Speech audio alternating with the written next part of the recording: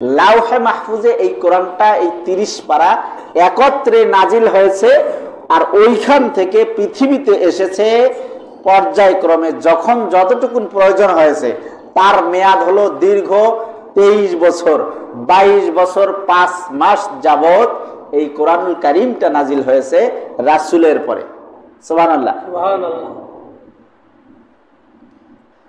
এই কোরআন পৃথিবীর মধ্যে অগণিত নবী রাসূল থাকার পরেও পৃথিবীতে আগে পূর্বে 103 খানা আসমানি গ্রন্থ নাজিল হয়েছে, আমরা সবাই জানি। কিন্তু শেষ খান অর্থাৎ 104 নম্বর আসমানি গ্রন্থ খান যার পরে নাজিল করলেন। পৃথিবীর 104 খান গ্রন্থের মধ্যে সর্বশ্রেষ্ঠ যেই গ্রন্থ খান নাজিল করলেন তার নাম আল্লাহ রাব্বুল আলামিন বলে দিলেন কোরআনুল কারীম। তার নাম কি? কোরআনুল কারীম। এই কোরআন নাজিল হয়েছে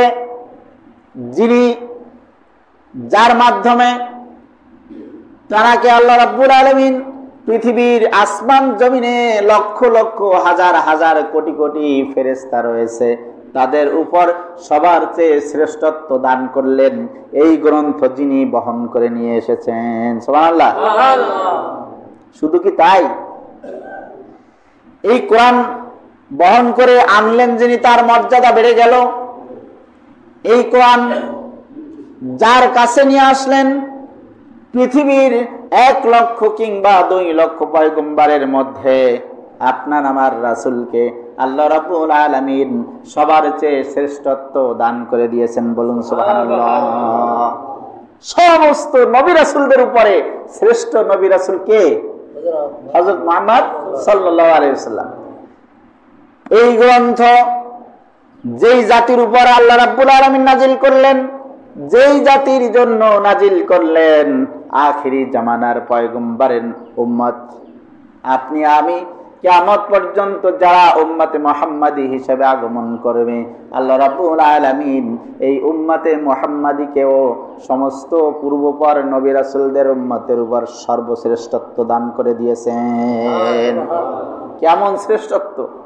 কিয়ামতের মাঠের বিচার ফয়সালা কার্যক্রম শুরু করবেন সর্বপ্রথম যিনি, মানে যাকে দিয়ে, তিনি হলো উম্মতে মুহাম্মাদি। সুবহানাল্লাহ বলেন। আবু বকরকে দিয়ে শুরু করবেন। আবার সর্বপ্রথম জান্নাতে যেই উম্মতেরা যাবে, আল্লাহর হাবিব বলেন অন্য কোন নবী রাসূলের উম্মতরা আগে জান্নাতে প্রবেশ করতে পারবে না। আমার উম্মত আবু বকর যতক্ষণ পর্যন্ত জান্নাতের দরজা দিয়ে না ঢুকবে ততক্ষণ কেউ ঢুকতে পারবে না। সুবহানাল্লাহ।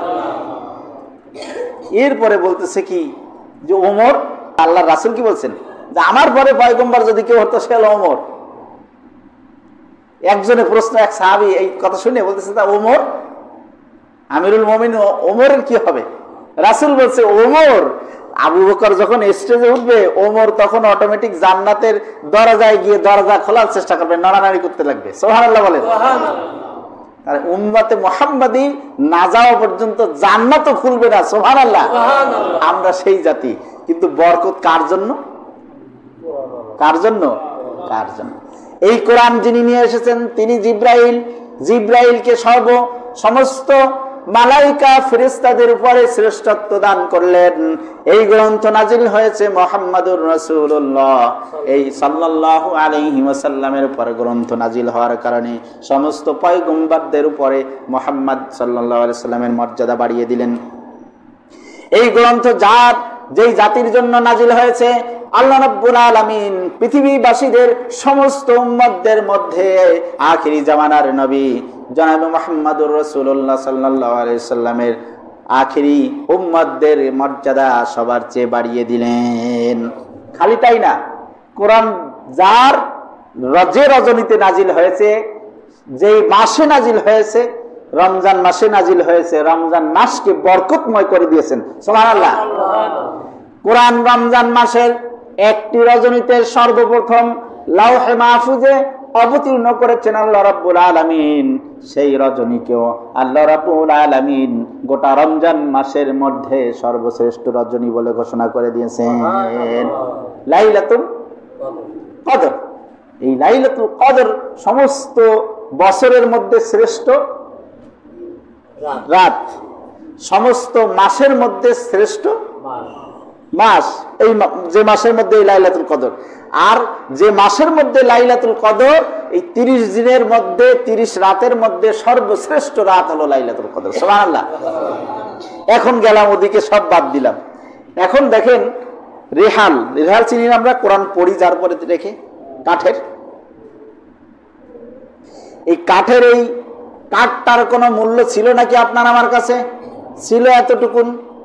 যদি বড় কোনো কাঠ হতো, তক্তা বানানোর জন্য, খাটিয়া বানানোর জন্য, যাবা বা প্রয়োজন মেটানোর জন্য, কিন্তু পা একবার নয়, 5 বার নয়, 7 বার লেগেছে, এমনকি নষ্ট অপবিত্র জায়গায় পড়ে আছে। আপনার আমার কি দরদ লাগতো নাকি অন্তরে? কিন্তু দেখেন ছোট্ট একটি কাঠ, 12 ইঞ্চি বা 10 ইঞ্চি পরিমাণ একটি কাঠ, যখনই এই গ্রন্থের স্পর্শে এসে গেল, আল্লাহ রাব্বুল আলামিন তার মর্যাদা উত্তরোত্তর বাড়িয়ে দিয়েছেন। রেহালটা যদি আপনার আমার পায়ে লেগে যায়, অনিচ্ছা শর্ত, অনিচ্ছাকৃতভাবে আপনার আমার পরে যদি রেহালটা পায়ে লেগে যায়, আপনি আমি কি করি? লাঠি দিয়ে ফেলে দিই নাকি? বরঞ্চ দরদ মাখা মনে ধরে নিয়ে চুমু খাই আর আল্লাহর কাছে পানা চাই, যে না জানি কত বড় বেয়াদবি হয়ে গেল। মর্যাদা কিসের জন্য? কোরআনটা মুসলামের জন্য, প্যাকেট করার জন্য, বেঁধে রাখার জন্য একটা কাপড়, একটা টুকরা কাপড়ের টুকরা ব্যবহার করি, 100 টুকরা আপনি আমি ব্যবহার করি, অনেক টুকরা দিয়ে আপনা আমার পবিত্রতা অর্জনের জন্য কুলুপ হিসেবে ব্যবহার করে থাকি, অনেক নোংরা কাজের জন্য ব্যবহার করে থাকি। কিন্তু ওই কাপড়ের টুকরাটা এই গ্রন্থের সংস্পর্শে আসার কারণে আল্লাহ রাব্বুল আলামিন ওই কাপড়টার মর্যাদাও উত্তরোত্তর বাড়িয়ে দিয়েছেন।